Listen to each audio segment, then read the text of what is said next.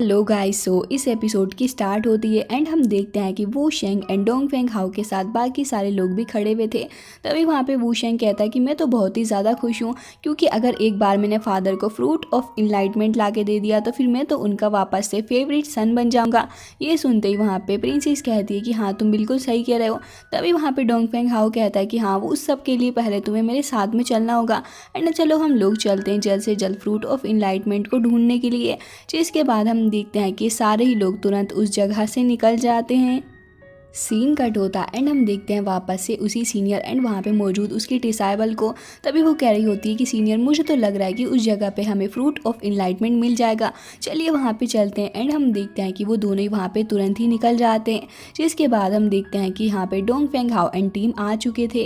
Dong Feng हाओ से वहाँ पे वू शेंग कह रहा होता है कि देखो, मुझे लग रहा है कि फ्रूट ऑफ इनलाइटमेंट उसी जगह पे होगा, चलो वहाँ पे चलते हैं। डोंग फेंग हाओ भी अपनी इनर पावर का यूज़ करते हुए वहाँ पे तुरंत ही उस जगह को चेक करने लग गया था। तभी वहाँ पे उसे पता चलता है कि वहाँ पे शाह हुआंग भी मौजूद है पहले से ही।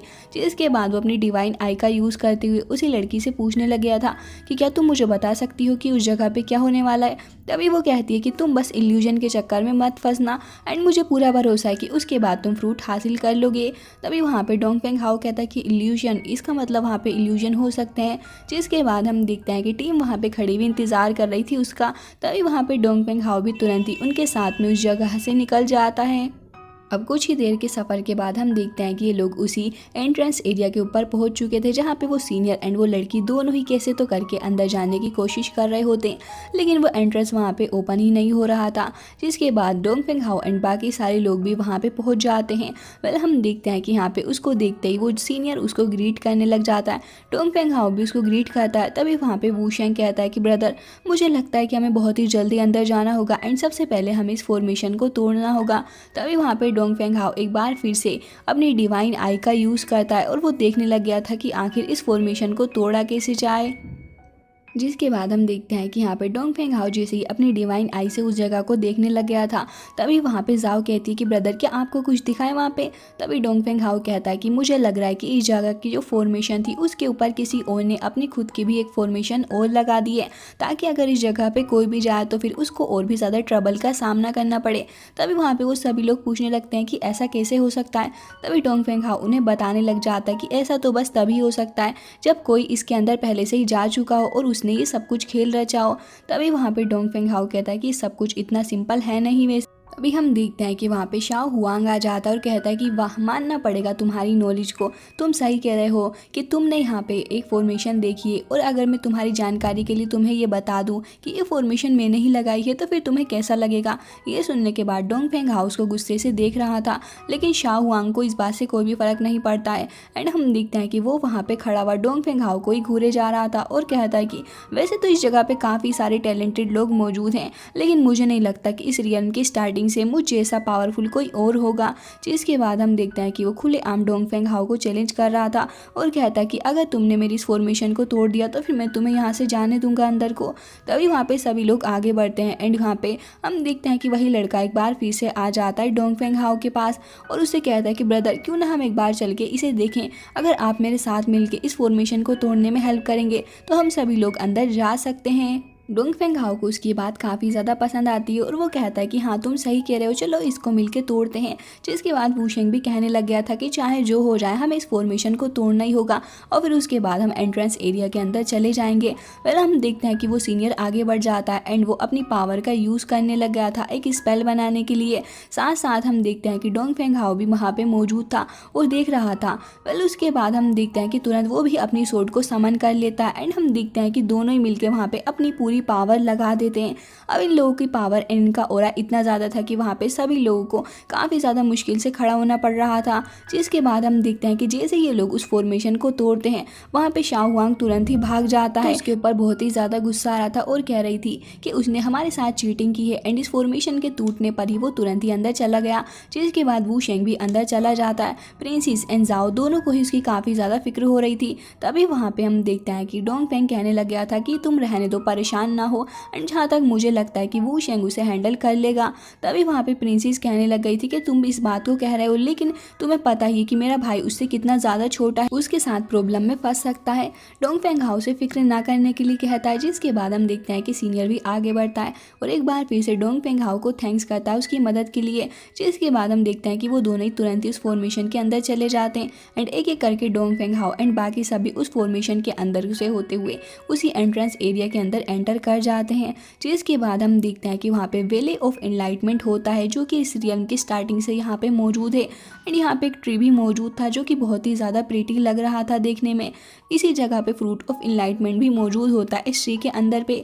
तभी हम देखते हैं कि शाओ हुआंग तुरंत ही उस फ्रूट को देख के उसकी तरफ बढ़ने लग जाता है और कहता है कि फ्रूट ऑफ एनलाइटमेंट तो मेरा ही है। वू शेंग कह रहा होता है कि मैं तुम्हें किसी भी कीमत पे इसको हासिल करने दूंगा नहीं। जिसके बाद हम देखते हैं कि वहाँ पे वो दोनों ही जैसे ही उस फ्रूट को टच करते हैं वहाँ पे ढेर सारा स्पिरिचुअल ऑरा रिलीज होता है। शांग हुआंग काफ़ी ज़्यादा दूर जाके गिरता है एंड हम देखते हैं कि यहाँ पे उस ट्री को टच करने के बाद से वहाँ पे ढेर सारे एंशिएंट बीस्ट आ जाते हैं जो कि फायर बीस्ट होते हैं, जिन्हें देख के वहाँ पे प्रिंसेस भी काफ़ी ज़्यादा घबरा गई थी और कहती है कि इनमें से एक तो मून बीस्ट है। एंड हम देखते हैं वहाँ पे और भी ढेर सारे फायर बीस्ट आ जाते हैं जो कि काफ़ी ज़्यादा तेज़ी के साथ इन लोगों की तरफ बढ़ रहे थे। अब यहाँ पे हम देखते हैं कि सीनियर एंड बाकी सारे लोग भी उससे डील करने लग जाते हैं और सब लोग बहुत ही ज़्यादा अवेयर हो गए थे। तभी हम देखते हैं कि यहाँ पे डोंगफेंग हाउ तुरंत ही दोनों लड़कियों के सामने आके खड़ा हो जाता है और कहता है कि तुम दोनों मेरे पीछे ही रहना, मैं तुम्हें प्रोटेक्ट करूंगा अपनी इस फॉर्मेशन से। जिसके बाद हम देखते हैं कि उनमें से कुछ बीस्ट को वहाँ पे शाओ हुआंग भी बहुत अच्छे से मार रहा होता है, लेकिन उसका कोई भी फायदा नहीं होता है क्योंकि यहाँ पे ढेर सारे फायर बीस्ट मौजूद होते हैं। अब चाहे शाओ हुआंग उनको कितना भी मारने की कोशिश क्यों ना कर ले, वो एक एक करके बार बार आते जा रहे होते हैं। अब दूसरी ओर डोंगफेंग हाउ जो कि दोनों ही लड़कियों को प्रोटेक्ट कर रहा था, वो ज़्यादा रिएक्ट नहीं कर रहा होता और चुपचाप उन दोनों को ही बचाने की कोशिश कर रहा होता है। लेकिन यहाँ पे शाओ हुआंग का ईगो हर्ट हो चुका था, उसे बहुत ही ज़्यादा गुस्सा आ रहा होता है और वो कहता है कि नहीं, ये छोटे मोटे बीस्ट मेरा कुछ भी नहीं बिगाड़ सकते। एंड हम देखते हैं कि उसके मुंह से ब्लड भी आ रहा होता है। स्टिल वो फाइट करने के लिए तैयार था और एक बार फिर से फाइट करने के लिए उतर जाता है। जिसके बाद हम देखते हैं कि वो मून वुल्फ तुरंत ही अटैक कर रहा होता है उसके ऊपर। साथ साथ वो डिसाइबल भी अपने पास में मौजूद फ्लावर का यूज़ कर रही होती है उन सभी को मारने के लिए, लेकिन उनके ऊपर कोई असर ही नहीं पड़ रहा था। जिसके बाद वो सीनियर उसको प्रोटेक्ट करने लगता है एंड हम देखते हैं कि वो काफ़ी ज़्यादा शानदार तरीके से उन वुल्फ को मार देता है। तभी हम देखते हैं कि वू शेंग भी वापस आ गया था और कहता है कि इनको मारना तो बहुत ही ज़्यादा डिफिकल्ट है। जिसके बाद हम देखते हैं कि एक एक करके वो सभी लोग उन वुल्फ से फाइट करने लग जाते हैं। अब हम यहाँ पे देखते हैं वू शेंग को जो कि वहाँ पे एक ही बार में एक अटैक के अंदर ही उस बीस्ट को मार देता है, लेकिन दूसरा वाला एक बार फिर से उसके ऊपर अटैक कर देता है।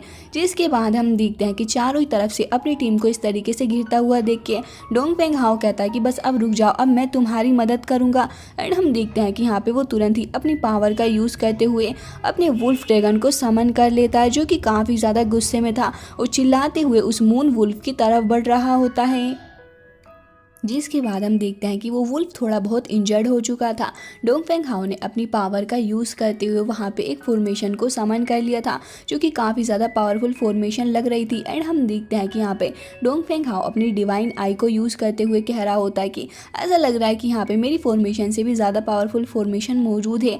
तभी हम देखते हैं कि वो अपने बीस्ट के पास में आके खड़ा हो जाता है। साथ साथ हम देखते हैं वापस से उसी होली ट्री को जो कि वहाँ पे मौजूद थी और उसके ऊपर अभी फ्रूट ऑफ एनलाइटमेंट लगा हुआ था, लेकिन वहाँ पे वो मून वुल्फ बहुत ही ज़्यादा गुस्से में था और वो दहाड़ रहे होते हैं। वो सभी लोग वहाँ पे फॉर्मेशन बनाना स्टार्ट कर देते हैं एंड हम देखते हैं कि वाकई में यहाँ पे काफ़ी ज़्यादा पावरफुल फॉर्मेशन बन रही होती है उस ट्री के अराउंड। तभी वहाँ पे डोंगफेंग हाउ उन सभी को प्रोटेक्ट करने के लिए एक शील्ड बना लेता है। जिसके बाद हम देखते हैं कि यहाँ पे सभी लोग फाइट करने लग जाते हैं उन वुल्फ से एंड काफ़ी ज़्यादा देर तक फाइट करने के बाद फाइनली यहाँ पे डोंगफेंग हाउ को एक चांस लग रहा था वो एनलाइटमेंट फ्रूट लेने का। तभी वो कहता है कि मेरी बात सुनो, तुम सभी लोग उसको हैंडल करने की कोशिश करो एंड मैं जाके फ्रूट ऑफ एनलाइटमेंट हासिल कर लेता हूँ। जिसके बाद हम देखते हैं कि डोंगफेंग हाउ की टीम में काफ़ी सारे लोग थे, इसलिए डोंगफेंग हाउ को थोड़ी बहुत आसानी हो रही होती है इस मोमेंट पर, क्योंकि सारे ही लोग उसका साथ दे रहे थे। डोंगफेंग हाउ अपने बीस्ट के ऊपर बैठ के उसी जगह की तरफ बढ़ने लग जाता है।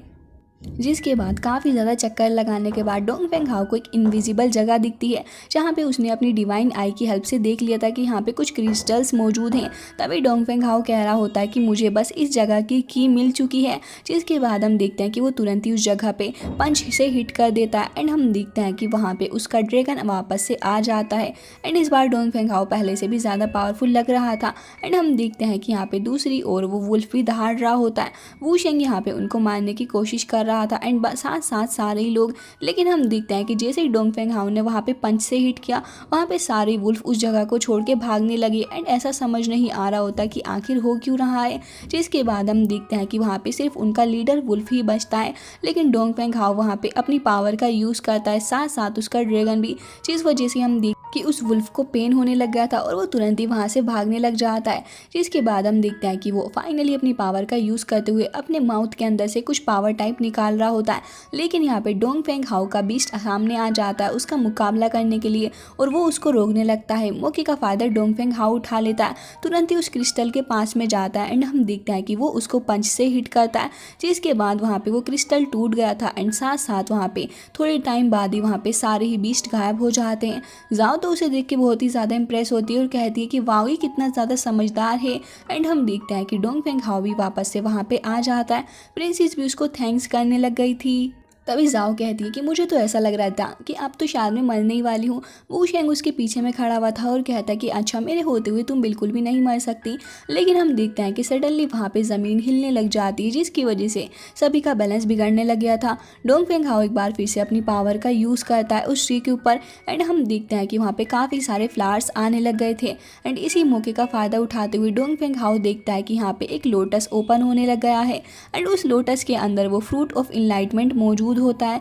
जिसे देख के डोंगफेंग हाओ काफ़ी ज़्यादा खुश हो चुका था कि यहाँ पे वू शेंग तुरंत ही आगे बढ़ जाता है उस फ्रूट को हासिल करने के लिए।